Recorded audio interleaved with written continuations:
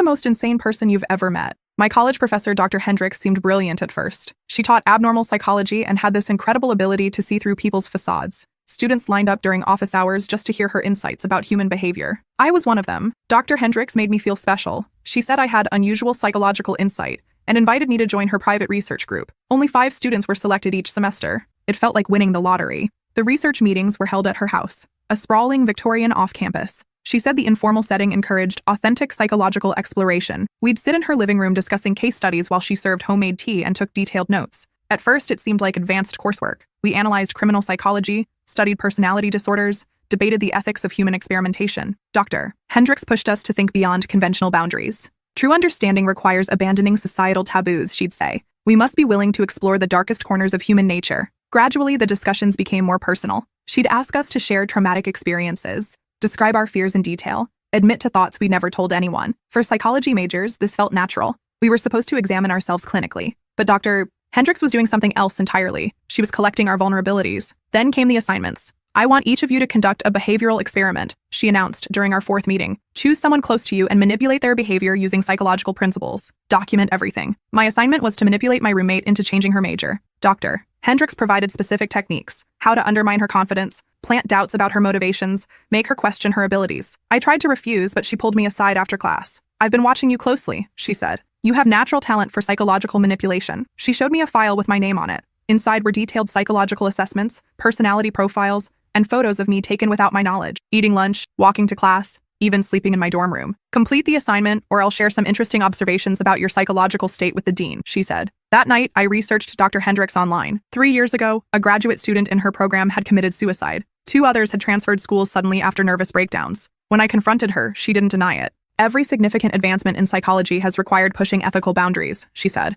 I'm training the next generation of researchers to be stronger. She showed me files, detailed studies of psychological destruction spanning decades, how to drive someone to suicide without leaving evidence, how to destroy a person's support system completely. And if I refuse to participate? Dr. Hendricks smiled coldly. Then you become a subject instead of a researcher. Dr. Hendricks pulled out another file, this one much thicker than mine. Inside were case studies of former students who'd refused to cooperate. Each file documented their systematic psychological destruction in excruciating detail. Meet Jennifer Walsh, she said, showing me photos of a young woman. Brilliant psychology major, full scholarship, bright future. She objected to my methods during her 2nd semester in the research group. The photos showed Jennifer's deterioration over time, confident and smiling in early pictures, then gradually more haggard, paranoid, isolated. The final photo showed her in a hospital bed, catatonic. I assigned 3 different students to work on her simultaneously, Dr. Hendricks explained with the clinical detachment of someone discussing a lab experiment. One befriended her and slowly poisoned all her other relationships with carefully planted stories about betrayal and gossip. Another spread rumors about her mental stability to professors and administrators.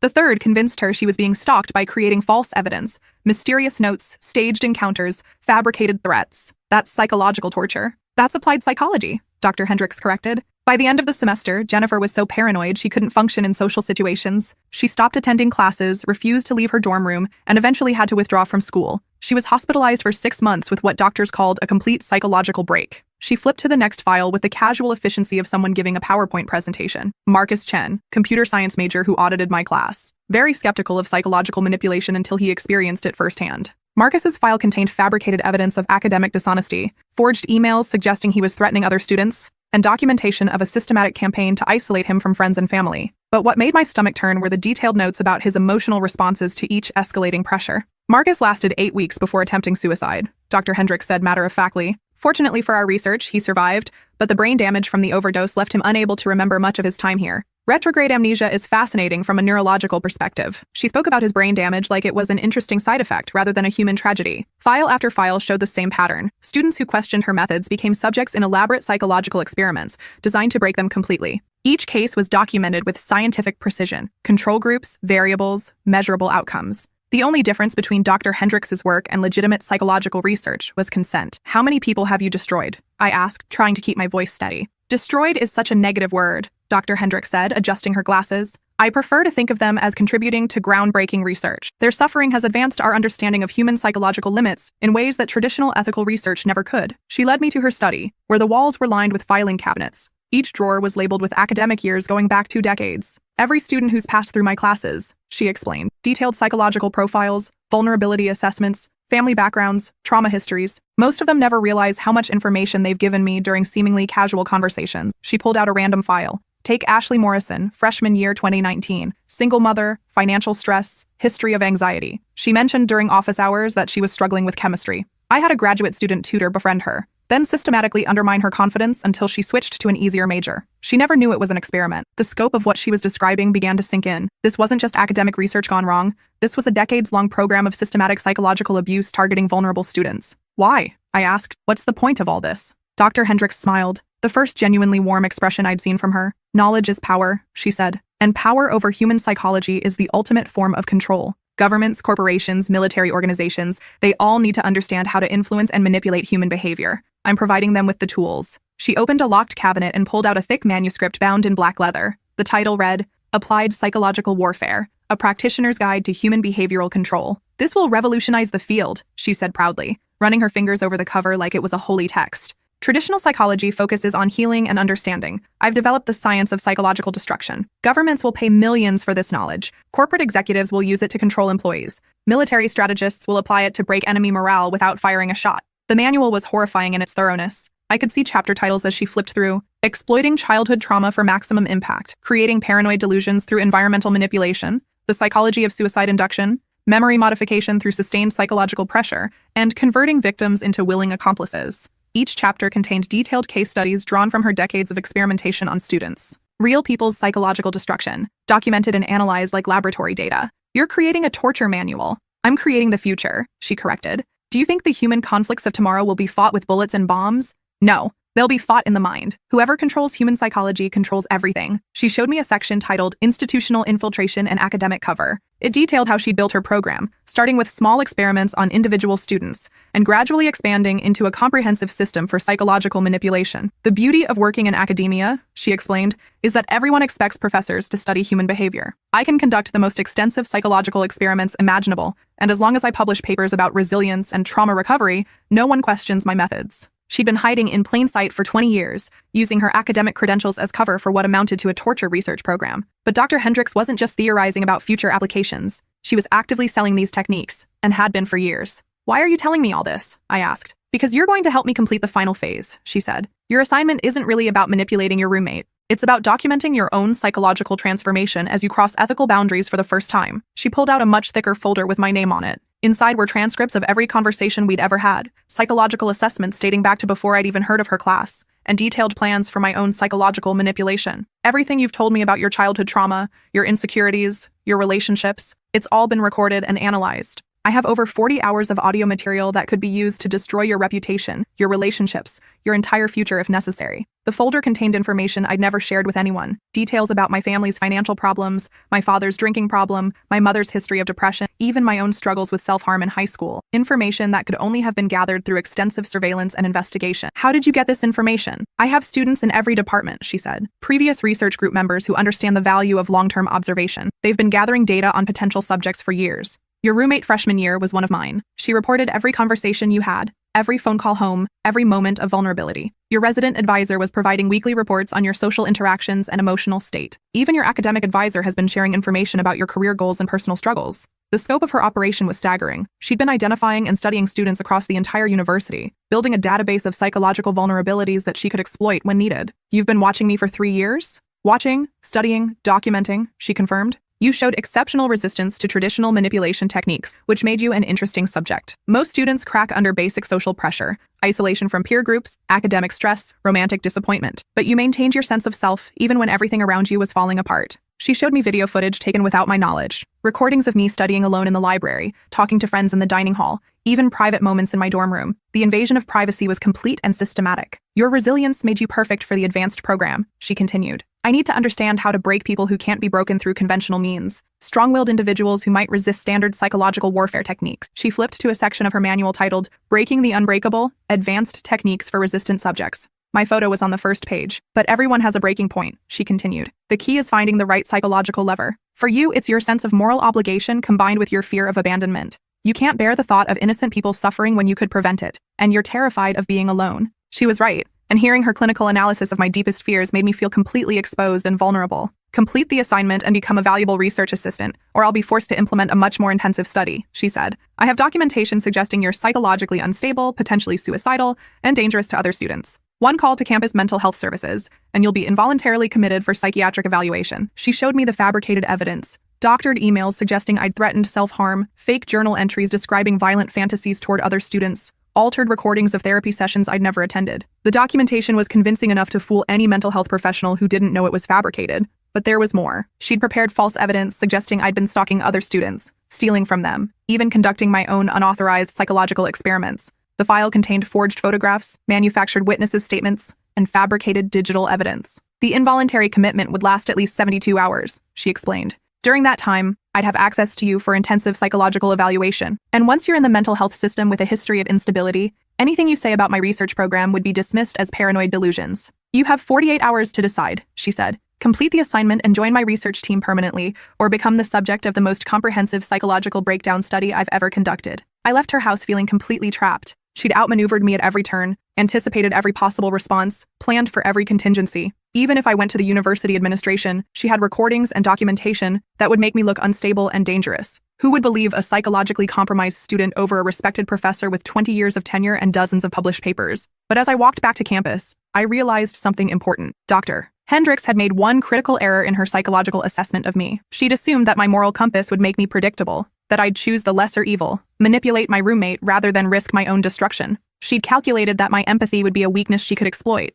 that my fear of abandonment would make me submit to her authority rather than risk isolation. But she'd misunderstood something fundamental about my personality. My moral obligation wasn't just to avoid causing harm, it was to actively prevent it when possible. And my fear of abandonment was outweighed by my hatred of injustice. Dr. Hendricks was causing massive harm to innocent people, and I was possibly the only person in a position to stop her. That night, I began planning my own psychological warfare campaign. I started by researching Dr. Hendricks' personal history more thoroughly than she'd apparently researched mine. What I found was illuminating. She'd been married twice, both marriages ending in bitter divorces where her ex-husbands described her as manipulative, controlling, and psychologically abusive. She had 2 children who'd cut all contact with her years ago. Her own mother was in a nursing home suffering from what appeared to be artificially induced dementia, and Dr. Hendricks was listed as her healthcare proxy. She'd been using her own family as test subjects for decades. I found court records from her second divorce where her ex-husband had accused her of systematic psychological torture and deliberate attempts to drive him to suicide. The judge had dismissed these claims as hyperbolic, but reading the depositions, I recognized the techniques she'd later codified in her manual. Armed with this information, I broke into her house using techniques she'd ironically taught us about social engineering. I convinced her elderly neighbor that I was Dr. Hendricks' research assistant, who'd locked myself out while carrying important files for a grant deadline. Her computer password was pathetically easy for someone who understood human psychology so well, her birth year combined with psychology. She'd fallen into the same predictable patterns she'd trained us to exploit in others. What I found on her computer was worse than I'd imagined. Files on over 400 students going back 15 years, but also detailed psychological profiles of university administrators, local police officers, mental health professionals, and even FBI agents. She'd been studying and cataloging the psychological vulnerabilities of anyone who might pose a threat to her operation, but the most damning evidence was her correspondence with buyers. Dr. Hendricks wasn't just developing these techniques for academic purposes, she'd been selling them to private military contractors, authoritarian governments, cult leaders, abusive spouses, corporate executives, and even serial killers. Her research was being used to torture political prisoners, break whistleblowers, destroy activists, control cult members, and perfect techniques for psychological murder. Email chains showed her negotiating prices for specific psychological manipulation techniques. $50,000 for a method to induce paranoid schizophrenia in healthy subjects within 6 weeks. $100,000 for a protocol to make someone commit suicide while leaving no evidence of coercion. $200,000 for a comprehensive program to psychologically destroy an entire family unit. $500,000 for a course training intelligence operatives in advanced psychological torture technique. She was running a boutique torture consultancy disguised as academic research. I found invoices showing she'd earned over $8 million in the past 5 years, selling psychological warfare techniques to organizations that use them to destroy lives. Each payment was carefully laundered through academic conferences, research grants, and consulting fees. But the most horrifying discovery was in her personal files. Video recordings of her own psychological experiments, conducted in soundproofed rooms in her basement. Hours of footage showing students being systematically broken down through isolation, sensory deprivation, psychological manipulation, and carefully administered drugs. I recognized some of the faces. Students who'd supposedly transferred schools or taken medical leave. They were all there, in her basement, being used as test subjects for her psychological torture techniques. But there were older videos too, recordings going back over a decade, showing her techniques becoming more refined and sophisticated over time. The early videos were crude, simple isolation and verbal abuse.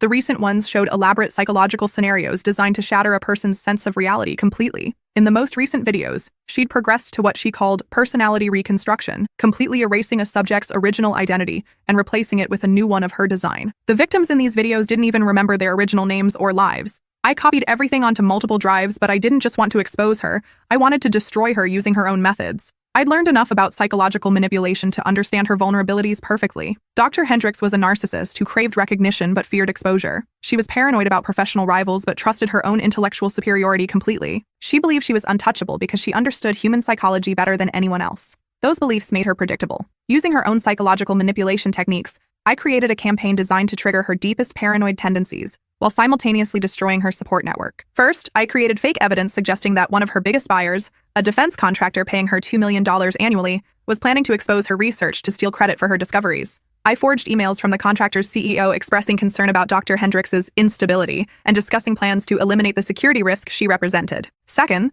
I fabricated communications from a competing researcher claiming to have infiltrated her program and gathered evidence of her illegal activities. The fake emails suggested this rival was preparing to publish her techniques under his own name, while simultaneously reporting her to law enforcement. Third, I created falsified documents showing that the university was already investigating her for ethical violation. Fake memos from the dean expressing concern about disturbing reports and discussing plans to conduct a formal inquiry into her research methods. But the masterstroke was manipulating her relationship with her graduate assistant, David Morrison, a young man she'd been grooming as her successor, and, I suspected, as more than just a professional protege. I'd noticed the way she looked at him, the way she touched his shoulder during meetings, the special attention she gave to his psychological development. David was brilliant but emotionally vulnerable, exactly the type of person Dr. Hendricks was drawn to. Using information from her files, I created a carefully crafted psychological profile suggesting that David was becoming suspicious of her methods and planning to expose her to authorities. I planted evidence in places she was sure to find it. Fake journal entries in David's handwriting expressing moral doubts about their research, forged text messages between David and fictional FBI contacts,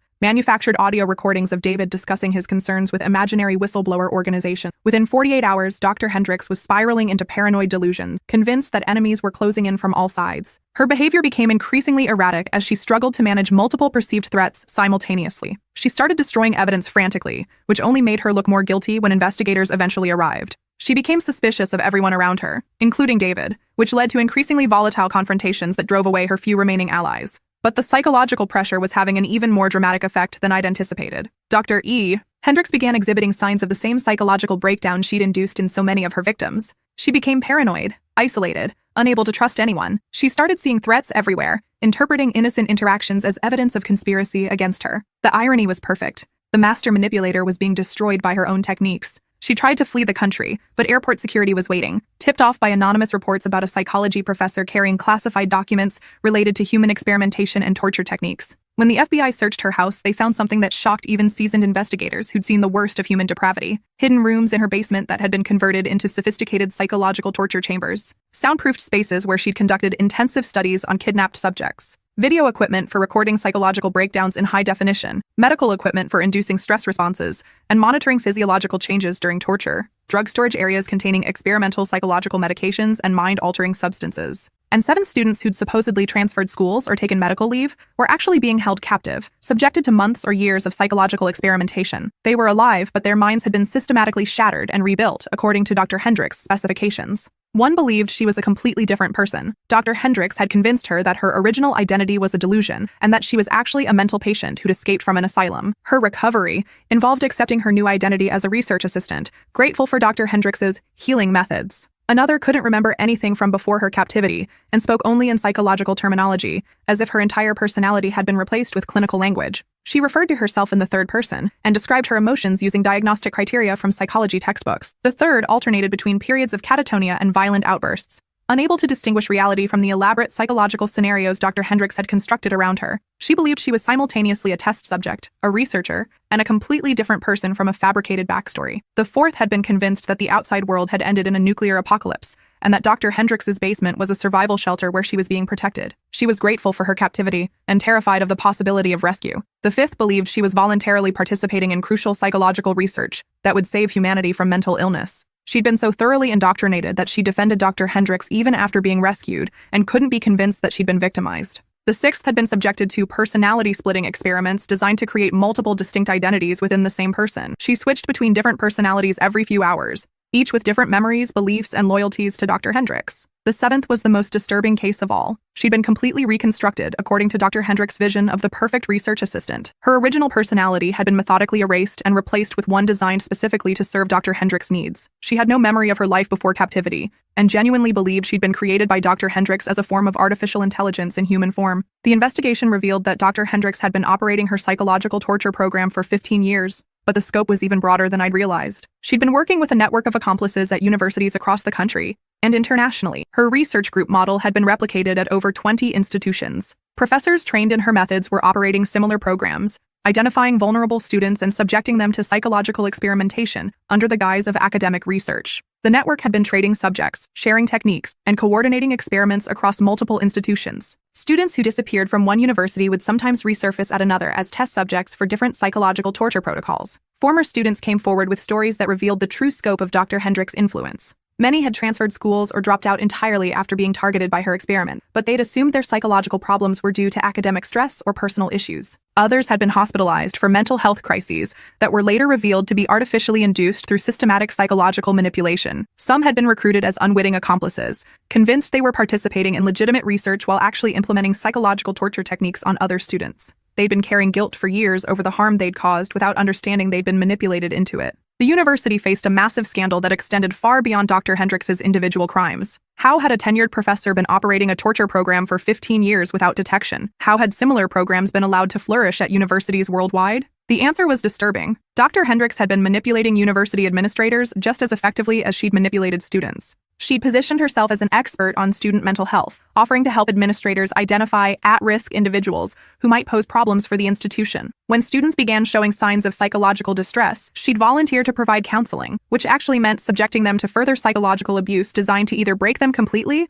or turn them into accomplices. Her academic reputation had provided perfect cover. Published papers on psychological resilience and trauma recovery made her appear to be a legitimate researcher focused on helping people heal from mental health issues. Her consulting work with corporations and government agencies was presented as applied research in organizational psychology and conflict resolution. No one suspected that her real expertise was in destroying human minds for profit. The trial became an international sensation as the full scope of Dr. Hendricks' crimes was revealed. Victims testified about years of psychological torture disguised as therapy or research. Former accomplices described how they'd been manipulated into participating in crimes they didn't understand. But Dr. Hendricks showed no remorse. Even when confronted with video evidence of her torturing helpless victims, she maintained that her work was scientifically valuable and morally justified. Every significant advancement in human knowledge has required sacrifice, she testified. These subjects contributed to research that will benefit humanity for generations. Their suffering serves a greater purpose. When asked about the 7 students found in her basement, she described them as successful case studies and expressed pride in her ability to reconstruct human personality from scratch.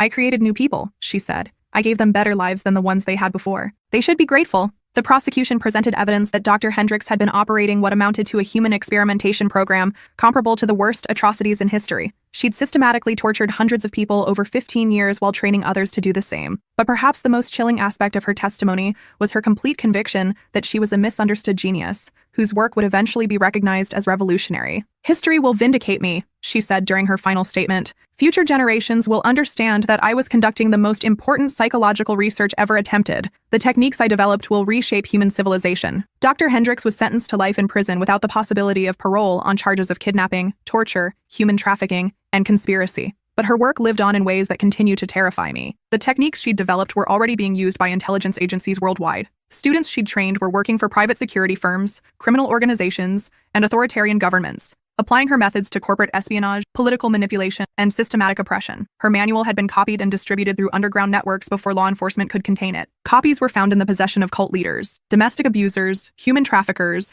and terrorists who were using her psychological warfare techniques to control and destroy their victims. 6 months after her arrest, I received a package with no return address. Inside was a leather-bound book, a copy of Dr. Hendricks' complete manual, along with a letter. Your psychological profile suggests strong resistance to authority combined with naive idealism about justice. These traits make you predictably exploitable in the following ways. The letter continued for 10 pages, detailing exactly how someone could manipulate me using the techniques Dr. Hendricks had developed. It included information about my personal life that could only have been gathered through extensive surveillance, suggesting that her network was still operating and still watching me. The letter was signed, "The research continues." I immediately entered a federal witness protection program and changed my identity, but the paranoia has never left me. Dr. Hendricks had taught me to see psychological manipulation everywhere, and once you learn to recognize it, you realize how common it actually is. Every advertisement uses psychological pressure techniques derived from research like hers. Every political campaign employs manipulation strategies developed by researchers studying human behavioral control. Every social media platform is designed using psychological insights that can be traced back to experiments on unwilling subjects. The line between legitimate influence and psychological manipulation is thinner than most people realize, and it's being crossed constantly by people who've learned to exploit human psychological vulnerabilities for profit or power. 3 years later, I work for a nonprofit organization that helps victims of psychological abuse, but I've had to change my identity twice more as Dr. Hendricks' associates have continued trying to track me down. I use her own research, turned inside out, to help people recognize and resist manipulation. Her techniques for breaking people down can be reversed to help them rebuild their psychological defenses and regain their sense of self. But I've learned something disturbing about human psychology. Once you understand how to manipulate people, the temptation to use that knowledge never completely goes away. I catch myself analyzing people's vulnerabilities automatically. I notice when someone is using manipulation techniques, even in innocent contexts. I can predict how people will respond to specific psychological pressures with frightening accuracy. Sometimes I have to resist the urge to use these insights to get what I want or to help people by manipulating them into making better choices. The knowledge Dr. Hendricks gave me is like a weapon I can never put down. Worse, I've started recognizing other people who've been through similar experiences. There are more Dr. Hendricks out there than anyone realizes, and they're creating a generation of people who understand psychological manipulation as a normal part of human interaction. I've met former victims who became corporate executives using psychological manipulation to control employees. Others became therapists who subtly abuse their patients. Some became parents who psychologically torture their children while convincing themselves they're providing discipline. The knowledge spreads like a virus. Everyone Dr. Hendricks touched became a carrier, spreading psychological manipulation techniques through every relationship and institution they encounter. Sometimes I wonder if this was her ultimate experiment, not just studying how to break people, but creating a world where psychological warfare is so common that everyone needs to understand it to survive. Because the most insane person I ever met wasn't clinically insane at all. She was a brilliant, methodical predator who understood exactly what she was doing and why. She'd spent decades perfecting techniques for psychological destruction while maintaining complete emotional detachment from the suffering she caused. Dr. Hendricks had discovered something terrifying about human nature. We're remarkably easy to manipulate when someone understands our psychological vulnerabilities and is willing to exploit them systematically. But she'd also discovered something else. Some people, when pushed to their absolute limits, don't break. Instead, they evolve. They develop psychological defenses that make them nearly impossible to manipulate through conventional means. The problem is that these evolved survivors often become manipulators themselves,